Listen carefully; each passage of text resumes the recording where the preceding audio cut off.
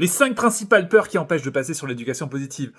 Si je ne punis pas mon enfant, il sera mal éduqué. Ça vient de ton enfance. On t'a fait comprendre que les punitions faisaient partie de l'éducation. Il n'en est rien. Les punitions déresponsabilisent. Donc cette peur-là, tu peux la mettre de côté, si tu es d'accord. Deuxième peur, la peur du jugement de tes parents. Eh oui, ils t'ont offert une éducation, et toi, finalement, tu vas faire différemment. Ça aussi, cette peur, tu peux la laisser de côté en disant à tes parents, bah, moi j'ai appris des choses sur l'enfant, des informations que vous n'aviez pas à l'époque, donc je préfère faire différemment. Troisièmement, la peur de l'enfant lui-même comme dominant.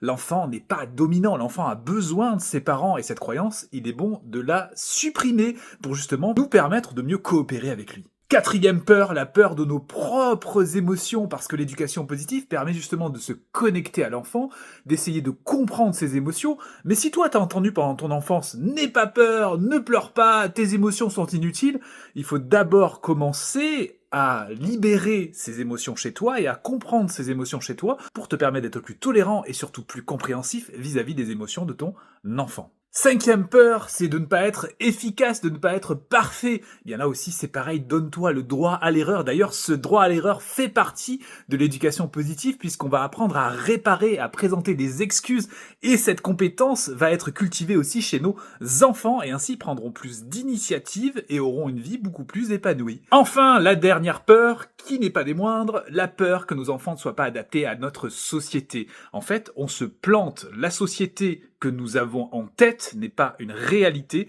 c'est-à-dire que nous avons peur de cette société, nous entendons les médias parler d'énormément de violence. Certes, il y a de la violence, mais il y a aussi beaucoup de bienveillance. Qu'est-ce que nous voulons pour demain? Des enfants qui sont préparés, forts, résilients, c'est-à-dire qu'on a éduqué avec respect et bienveillance en leur permettant de s'affirmer, ou des enfants qui sont plutôt craintifs ou dans la domination, et qui là vont venir effectivement alimenter cette société que nous avons en tête, c'est-à-dire l'image de cette société dangereuse qui nécessite des dominants et des dominés. Qu'est-ce qu'on veut vraiment ?